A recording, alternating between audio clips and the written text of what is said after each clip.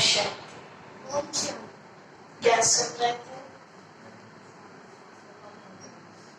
सांसों का भरोसा। शुभ कर्म में ना देरी करो। आज की दुनिया में देखा जाता है शुभ कर्म में ही देरी करते हैं। कर लेंगे, सोचेंगे, हो जाएगा, है ना। और अशुभ काम के लिए तुरंत कदम बढ़ जाते हैं, कहना नहीं पड़ता, है ना। सारे काम छोड़ देंगे। क्या सुन रहे थे? क्या बताया था कल? परम पिता परमात्मा कौन है? आप आराम से बैठ पा रहे हैं? बैठ जाओ से बैठे। परमात्मा पिता कौन है? जिसको सारी दुनिया याद करती है। हर दुख दर्द में हम उनको याद करते हैं। तो वो कौन है? ये सुनते आए थे कि जो भी संसार में हो रहा है वो सब कुछ परमात्मा ही करा रहा है। उसके हुक्म के बिना एक पत्ता नहीं हिलता, ऐसा मानते थे ना। पत्ते पत्ते को वो हुक्म देता है, लेकिन ऐसा नहीं है। परमात्मा पिता क्या करता है कि कहीं पर तो सुख दुख का कोई मतलब ही नहीं रहा ना, पाप पुण्य का उसने कराया तो हम क्यों भोगे? भाई कराइए और भोगे मत, ऐसा हो सकता है क्या? जो कराएगा उसी को भोगना पड़ेगा ना। तो हम ही करते हैं और हम ही भोगते हैं। परमात्मा पिता करते क्या है? परमात्मा पिता जैसे हम माताएं अपने बच्चों से क्या करवाना चाहते हैं? अच्छे काम, जिससे कि उनका भविष्य अच्छा बन जाए। ऐसा तो कोई काम नहीं करवाते, ऐसी तो कोई प्रेरणा हम उनको नहीं देते हैं जिससे बच्चे का जीवन दुखी हो जाए। तो वो भी तो हम सबका पिता है ना। तो वो भला हमसे ऐसे कैसे काम करवा सकता है? तो जानकारी मिली थी परमात्मा पिता निराकार है ना। जन्म मरण से न्यारा है। तो जब वो निराकार है तो फिर हम बच्चों को जब समझाएगा तो शरीर चाहिए। तो किसके शरीर में वो आते हैं? गीता आप सबने सुनी है? सुनी है गीता? गीता में भगवान ने अपना परिचय दिया है कि मैं निराकार, मैं जन्म मरण से न्यारा, मैं अधर्म के समय आता हूँ सत्य धर्म की स्थापना करने, समय भी बता दिया। और मैं किसके शरीर में आता हूँ वो भी बताया कि मैं बूढ़े ब्राह्मण के तन में आता हूँ। तो बूढ़ा ब्राह्मण तन वो कौन सा है? ये आप देख रहे हैं, प्रजापिता ब्रह्मा बाबा को। वो निराकार ज्योति बिंदु परमात्मा पिता इनकी मस्तक के बीच जहाँ तिलक लगाते हैं, जहाँ आत्मा रहती है, वहां बैठ करके इनके मुख से जो बोलते हैं वो हमारे कल्याण के लिए बातें होती है। उसी को गीता का ज्ञान कहते हैं, जो आज आप सुन रहे हैं, 2 दिन से सुनते आ रहे हैं, आगे भी सुनेंगे। जैसे आत्मा बिना शरीर के नहीं बोल सकती, ऐसे परमात्मा पिता भी बिना शरीर के नहीं बोल सकते। हमारे में और उनमें अंतर क्या है? हम शरीर लेने के लिए जन्म लेते हैं। शिव बाबा को जन्म लेने की आवश्यकता नहीं है। वो परकाया प्रवेश करते हैं दूसरे की काया में। तो वो इनके शरीर में प्रवेश करते हैं, जिनका को देते हो कहानी तो बहुत लंबी है। ये कौन थे? ये वाले शिव बाबा तो ये है ब्रह्मा बाबा। इनका परिचय है ये 1876 में हैदराबाद से कराची के अंदर एक ब्राह्मण परिवार में इन्होंने जन्म लिया, जो बचपन से ही बहुत भक्ति किया करते थे। विशेष गीता पाठी थे। बिना गीता पाठ किए मुंह में पानी तक नहीं डालते थे, इतनी भक्ति किया करते थे। भक्ति करते करते करते इन्होंने भगवान को खोजना शुरू किया कि जिसके भक्ति करते आखिर वो मिलेगा कहाँ। तो अनेक गुरुओं का संग इन्होंने किया। एक गुरु के पास गए, वहां संतुष्टि नहीं हुई, फिर दूसरे तीसरे, ऐसे करते करते 12 गुरु किए इन्होंने। उम्र हो गई लगभग 60 वर्ष की। भगवान को खोजते खोजते, लेकिन भगवान नहीं मिला। एक दिन शाम का टाइम था, पेपर पढ़ रहे थे। पेपर पढ़ते पढ़ते ग्राउंड में बैठे थे बाहर, अचानक से एक ऐसा सीन उनके सामने आया जैसे कभी कभी अभी 2 दिन पहले आपने आंखें देखी थी, है ना? ऐसा भयंकर सीन प्रकृति का रूप देखा। कहीं बाढ़ आ रही है, कहीं भूकंप आ रहा है, कहीं तूफानी हवा चल रही है, इस तरह से कहीं बमबारी हो रही है, मतलब पूरा भयंकर विनाश। इनकी बचपन से और 60 वर्ष की उम्र तक की कहानी जब हम पढ़ते हैं तो इनको इतना हिम्मत वाला बताते हैं। बचपन में इनकी माताजी ने शरीर छोड़ दिया, फिर इनके पिताजी ने शरीर छोड़ दिया, और इनके जीवन में ऐसी समस्याएं आई, लेकिन कभी इनकी आंखों से पानी नहीं गिरा। कितना हिम्मत वाले थे। लेकिन वो जो भयंकर सीन देखा तो इनकी आंखें भराई, कहा आंखें बंद करके, बस करो प्रभु, बस करो, मुझे कोई और रूप दिखाई। तो जैसे आंखें खोले तो सामने से वो दृश्य तो खत्म हो गया। एक अनोखा दृश्य दिखाई दिया। जहां तक उनकी नजर पहुंच रही थी, चारों तरफ हरियाली ही हरियाली। कहीं मोर नाच रही है, कहीं झरना बह रहा है, कहीं ऊपर से एक तारा आत्मा नीचे कोई राजकुमार बन रहा है, कोई राजकुमारी, कहीं राज चल रहा है, कहीं दो राज दरबार दिखाई दे रही है, सुंदर सुंदर गैया घूम रही है। इतना मनमोहक दृश्य जिसे आप दूसरे शब्दों में, इनकी कानों में एक आवाज आई। कहां से आई? जिस पर आकाश दृश्य को देखते देखते, और वो दृश्य लुप्त हो गया। अब इनके मन में ये प्रश्न खड़ा हुआ कि जो दुनिया में देख मुझे किस समझ से बाहर थी ये बातें। गुरुजी ने कहा, जिनको ये ईश्वर समझ बैठे थे कि गुरुजी ने मेरे लिए सब कुछ है, तो उन्होंने कहा इनका जो नाम था शरीर का, लेख राज था। प्यार से इनको लकी राज बाबू कहते थे। बहुत बड़े सुनार थे ये। आप इनका इतिहास उठा के देखेंगे तो आज भी हैदराबाद सिंध के लोग इनको बहुत अच्छी तरह से जानते हैं। और रहता है, तब ये एकांतवासी बन गए। एकांत में बैठ के ये चिंतन चलने लगा कि वो क्या था, इतना भयंकर विनाश और फिर ये स्वर्ग। हर हफ्ते इनके घर में सत्संग चला करता था, संडे टू संडे। अड़ोसी पड़ोसी जितने भी सेठ लोग थे सभी इनके घर के, खुद भी सेठ थे, तो जैसों के खुद होते वैसों के साथ ही संबंध होते हैं ना लोगों के।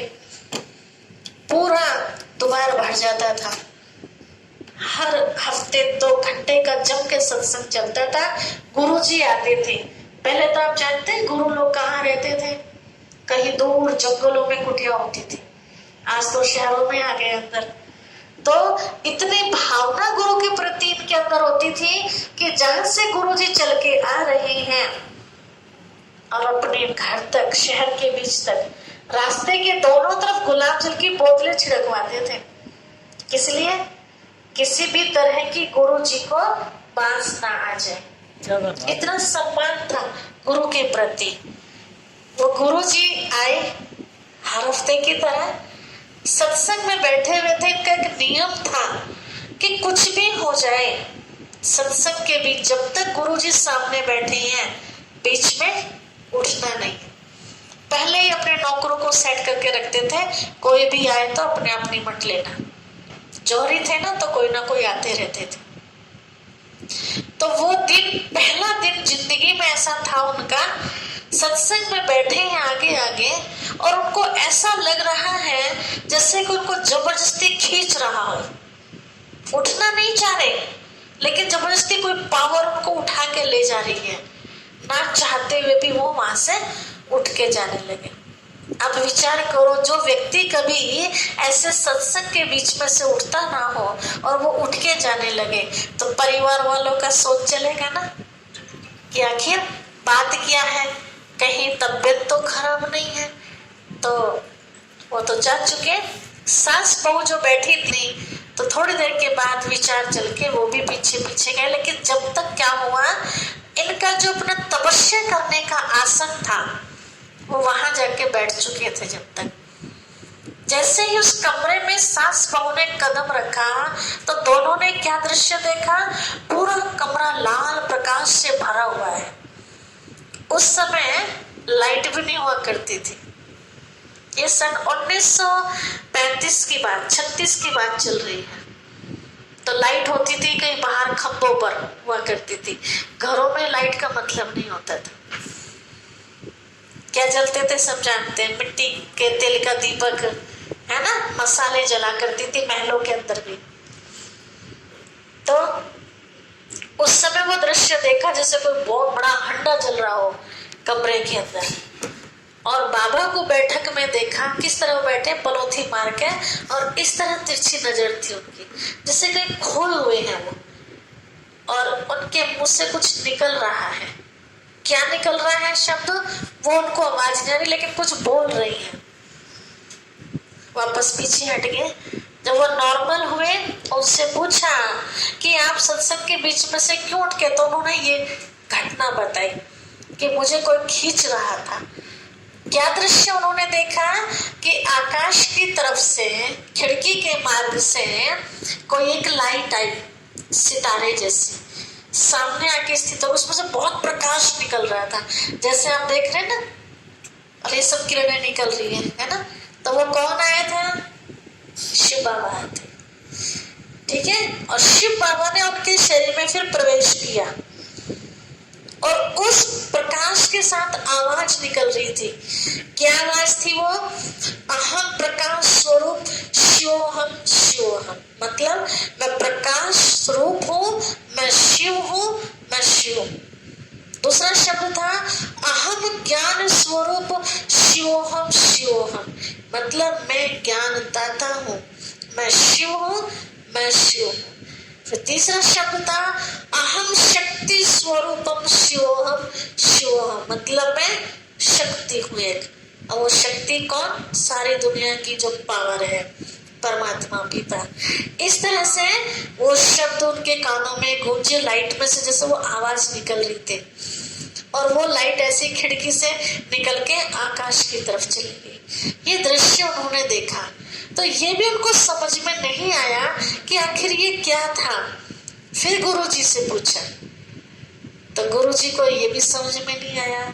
फिर अगली बार जब सत्संग होने वाला था, तो गुरुजी का आने का जो प्रोग्राम था, जिस सीट पर गुरुजी बैठते थे, उस महाज्योति शिव बाबा ने इनके शरीर में प्रवेश किया और खुद उस स्थान पर बैठ गए जाके। इनको कुछ नहीं पता। जैसे आप यहाँ भी देखते हैं ना, कोई आत्मा किसी के शरीर में प्रवेश हो जाती है, तो जिसके में होती है उसे सुध बुध रहती है, उसे पता ही नहीं चलता। तो दो तरह से आत्माएं होती हैं। एक तो होती पूरा बखेरा कर देती है ना, बाल बाल बखेरना, और पूरा जैसे देखा होगा कई कीर्तनों में भी अपन, है ना। एक होती है बहुत शांत स्वरूप आत्मा होती है, और वो शांति से बैठ जाती है, किसी को परेशान नहीं करती, बल्कि कुछ दे के जाती है। और ये तो फिर परमात्मा पिता की बात है। तो ये तो खुद ही शांति का सागर है, किसी को पता भी नहीं चला, और उनके शरीर में प्रवेश करके जहाँ गुरुजी प्रवचन करते थे बैठ के, वहां बैठ के बोलना शुरू कर दिया, बच्चे तुम सब आत्मा हो, तुम सब शरीर नहीं हो, तुम सब परम धाम से आए हो, आत्मा यहाँ रहती है, तुम अविनाशी हो, आत्मा कभी मरती नहीं है।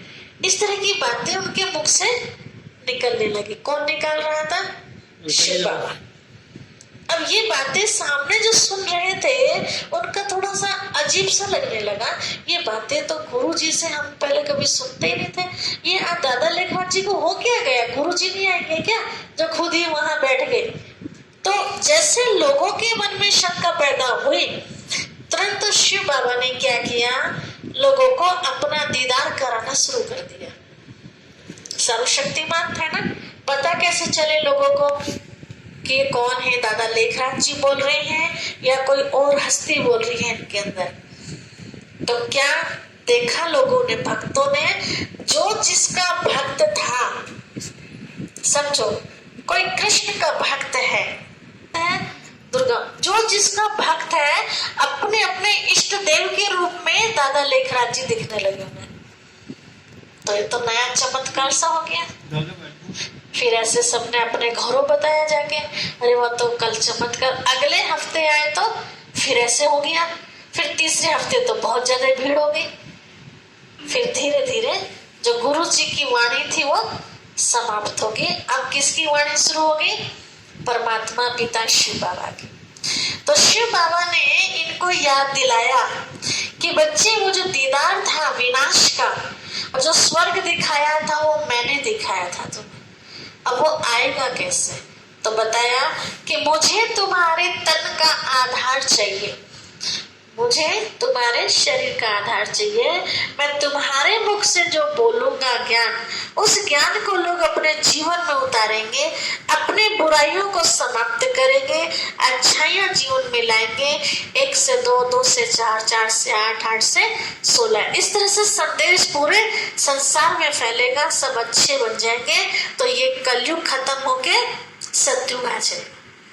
एक अच्छे समाज को सतयुग कहा जाता है और बुरे समाज को कलयुग कहा जाता है। सतयुग का मतलब ये नहीं कि वहां कोई 4 हाथ वाले होंगे। अच्छे इंसान को देवता, जैसे परिवार में भी आप देखते हैं ना, आपके 2 बच्चे हैं, किसी के अच्छे बहुत संस्कार अच्छे रोयल मिलते हैं तो क्या कहते हैं? ये तो बिल्कुल हमारे घर में जैसे देवता है। और दूसरा अपोजिट है ना? तो क्या पता नहीं राक्षस कहाँ से पैदा हो गया। तो जिसको राक्षस कहा उसके कोई सींग थोड़े न लगे हुए हैं, जिसको हमने देवता कहा उसके कोई 4 हाथ नहीं लगे। तो किस आधार से हमने उसको टाइटल दिया? व्यवहारिकता को देख के, है ना? तो शिव बाबा हमें कैसे संस्कार देते हैं? अच्छे वाले, तो हम देवता बन जाते हैं। तो प्रजापिता ब्रह्मा, ये ब्रह्मा जो नाम पड़ा ये किसने दिया? शिव बाबा। तो इसलिए शास्त्रों में भी हम सबने सुना कि ब्रह्मा के द्वारा नई सृष्टि की स्थापना। ब्रह्मा जी को संकल्प आया तो उसने नई दुनिया बनाई। अब संकल्प तो आया कि ऐसा अच्छा होना चाहिए, लेकिन कर थोड़ी पाए। कराने के लिए फिर किसको आना पड़ा? शिव बाबा को आना पड़ा। तो ब्रह्मा बाबा के द्वारा सत्युग की सृष्टि की स्थापना का कार्य अब चल रहा है। ठीक है। फिर दिखाया शंकर जी के द्वारा विनाश। अब विनाश किसका? किसी मनुष्य का विनाश नहीं, मनुष्य के अंदर जो पाप आ गया है उसका विनाश। इसलिए कहते हैं कि धरती मनुष्य के बोझ से भारी नहीं है, मनुष्य के अंदर जो पाप आ गया है उससे भारी हो गई है। जैसे आप अपने गांव या मोहल्ले में देखते हैं कोई बहुत दुष्ट आत्मा होती है, सबको परेशान करने वाली, और वो शरीर छोड़ देते हैं, तो लोगों को दुख होता है या खुशी होती है? क्यों? हाँ, परेशान करेगा, राड़कटी, है ना? ये कहेंगे ना, अच्छा हुआ कम से कम धरती का बोझ तो हल्का हो गया।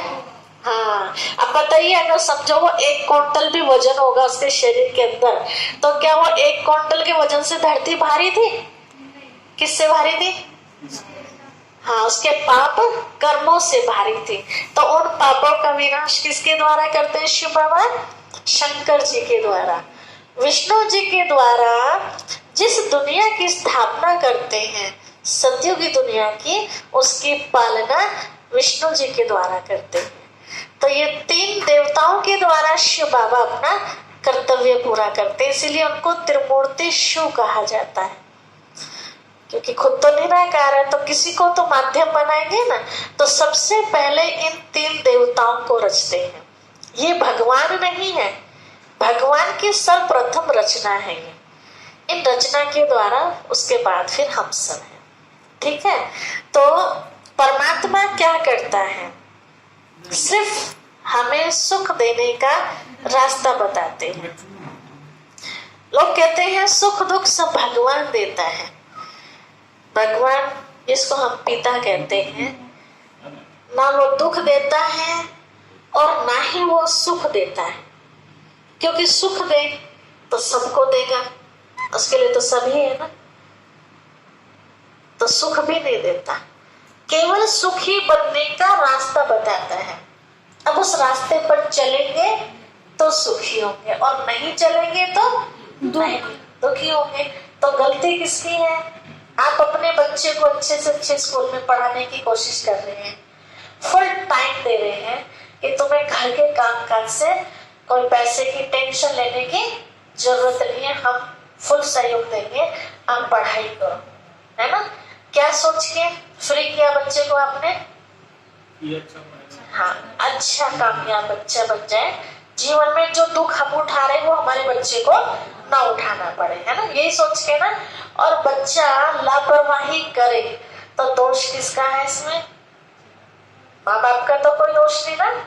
ऐसे शिव बाबा चाहे खुद आकर के उन्होंने हमें एक अच्छा संदेश दिया, चाहे किसी को भी भेजा। शिव बाबा तो सबसे लास्ट में आए हैं धरती पर, पहले तो औरों को ही भेजा ना।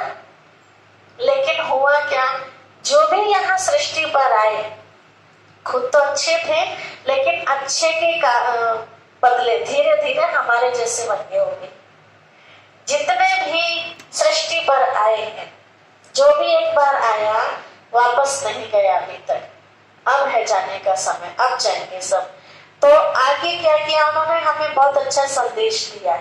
जैसे उदाहरण के तौर पर सत्य और त्रेता में तो किसी को समझाने की जरूरत थी नहीं, आत्मा अपने आप में बहुत समझदार थी।